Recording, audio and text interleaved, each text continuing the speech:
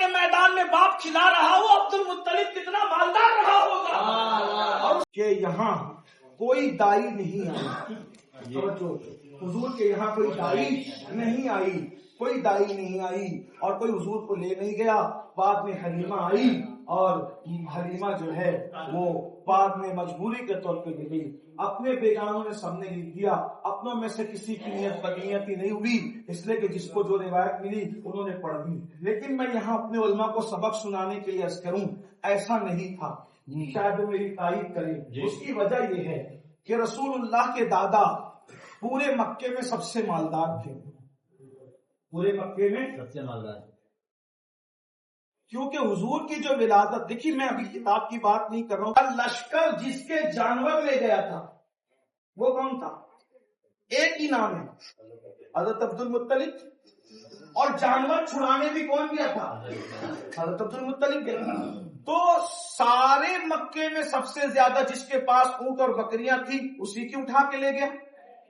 چھڑانے کے لیے وہی گئے، کوئی اور گیا کسی اور کا نام ملتا ہے. کم سے کم شبلی نعمانی جیسا شخص بھی لکھ رہا ہے کہ کم سے کم رب صلی وسلم دائما ابدا علی حبیبک خیر الخلق کلہم. اب آپ کی توجہ نہیں ہے، بہت اہم عنوان میں آپ کے سامنے رکھ رہا ہوں.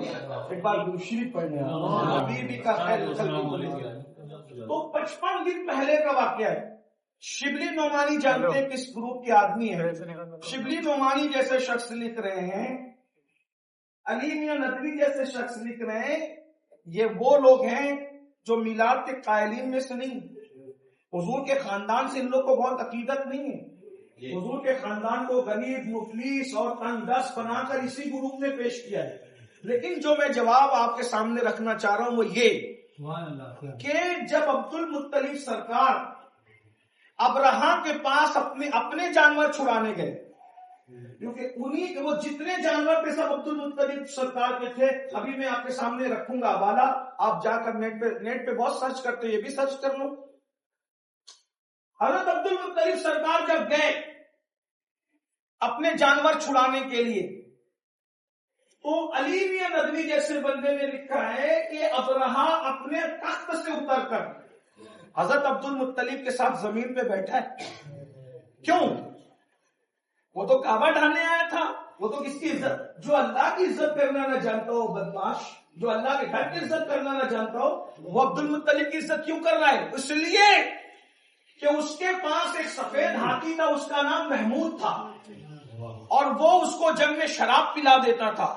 تو وہ بدمستی کے اندر ہاتھیوں کو، جانوروں کو، انسانوں کو کچل دیتا تھا، اور وہ شراب پلا کر اس کو اپنے خیمے کے پاس رکھتا تھا کہ جو بھی آئے سون سے مارے، اور وہ فٹ بال کی طرح اڑتا ہوا چلا جاتا تھا، پتہ بھی نہیں چلتا تھا.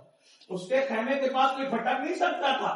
لیکن جب حضرت عبد المطلب خیمے کے پاس گئے تو وہ خیمے کے اندر اپنے تخت پہ بیٹھ کر میں نظارہ دیکھ رہا تھا کہ جیسے ہی سرکار عبد المطلب وہاں پہنچے، محمود ہاتھی نے دونوں گھٹنے زمین پہ رکھے اور حضرت عبد المطلب کو سجدہ کیا.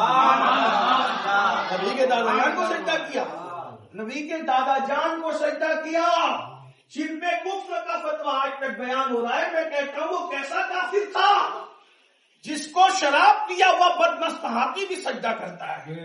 ذرا غور بھی تو فرمائے نا، آپ یہ اندازہ فرمائیں. اور جب سجدہ کیا ہے ہاتھی نے اور ہاتھی نے کوئی نقصان نہیں پہنچایا، تو یہ منظر دیکھ کر کے ابرہا اتنا متاثر ہوا کہ حضرت عبد المطلب کو اپنے تخت پہ تو نہیں بٹھا سکتا تھا، وہ زمین پہ بیٹھ گیا اور کہا کہ کیا بات ہے؟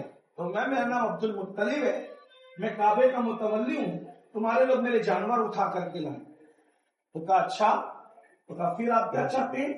اب میں یہ چاہتا ہوں کہ میرے جانور واپس کر دیں. کہتے ہیں یہ نہیں کہا کہ میری قوم کے جانور واپس کر دیں، میں میرے جانور واپس کر دیں.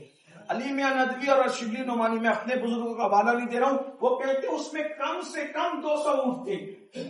جس کے چوری شدہ اونٹ 200 ہوں، اس کے اپنے جو وہ جنگل میں کتنے اونٹ رہے ہوں؟ بھائی سب تو چوری بھی ہوتا نا. جتنا چرانے والا چرا سکتا، اٹھانے والا اٹھا. تو جس کی چوری میں مثال کے طور پہ کوئی کسی کا گھر ہو اور گھر سے کوئی کہے 2 لاکھ روپے چوری ہوئے، تو 2 لاکھ تو نہیں رہے ہوں گے نا. اللہ تعالیٰ کے گھر میں خزانہ کتنا ہو کہ 2 لاکھ چوری ہوئے، اور 2 کروڑ ہوئے تو خزانہ کتنا ہو کہ 2 کروڑ چوری ہوئے. تو جہاں 200 اونٹ رہے چوری ہو تو رہے ہوں گے کتنے؟ آپ کیا فرماتے ہیں؟ میرے اونٹ میں واپس، میرے جانور میں واپس لینے آیا ہوں. ابرہا نے ہنسا، کہا کہ میں تو آپ کو وہ منظر دیکھ کے بڑی عزت کر رہا تھا، لیکن آپ تو کعبے کے بارے میں کوئی بات ہی نہیں کرتے، آپ تو اپنے جانوروں کے بارے میں بات کرتے ہیں. تو حضرت عبد المطلب سرکار فرماتے ہیں دراصل یہ جانوروں کا مالک میں ہوں. یعنی پتہ چلا جانور کس کے ہیں؟ حضرت عبد المطلب. یہ جانوروں کا مالک میں ہوں، ان کی حفاظت کرنا میرا کام ہے، اور کعبے کا رب اللہ ہے، کعبے کو بچانا اس کے کام جو میرا ہے، وہ بچانے آئے ہو تو اس کا وہ بچائے گا. اب وہ لے کر تو گئے. اب یہ واقعہ کب کا ہے؟ کتنے دن کا ہے؟ 55. تو بھائی حلیمہ آتی ہے 5ویں دن جی، حضور کے 5ویں دن آ رہی ہے حلیمہ لینے کے لیے. اور یہ واقعہ کتنے دن کا ہے؟ 55. 55 اور 5 کتنے ہو گئے؟ 60 دن، 2 مہینے.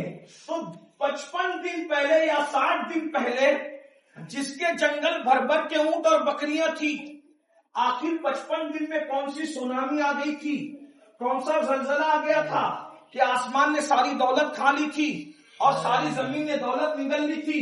اتنا مالدار عبد المطلب 55 دن میں اچانک غریب کیسے ہو گیا؟ تو پتا چلا وہ خاندان نبوت کوئی غریب نہیں تھا. حضرت عبد المطلب اتنے مالدار تھے کہ جس دن رسول اللہ کا نکاح ہوا تھا پورے مکے کو 3 دن تک آپ نے ولیمے کی دعوت کی تھی. دعوت ولیمہ مکہ شہر میں نہیں تھی، دعوت ولیمہ مینا کے میدان میں تھی. میں پوچھنا چاہتا ہوں جس کا ولیمہ مینا کے میدان میں باپ کھلا رہا ہو، عبد المطلب کتنا مالدار رہا ہوگا. اور اس کے بعد رسول اللہ کے جو والد حضرت عبداللہ ہیں ان کا وصال کہاں ہوا؟ حج کو جاتے ہوا، بیت المقدس جاتے ہوئے کہاں ہوا؟ وہ تاجر تھے بھائیوں، تاجر مال تجارت لے کر کے جا رہے تھے، اور کہاں جا رہے تھے؟ دوسرے ملک جا رہے تھے. اللہ اکبر. تو راستے میں ان کا وصال ہو گیا. باپ تاجر، دادا تاجر، چچا تاجر، کئی چچے تاجر. تو خاندان غریب تھا. نہیں سمجھنے میں کچھ غلطی ہوئی، میں نے مقدمہ رکھ دیا.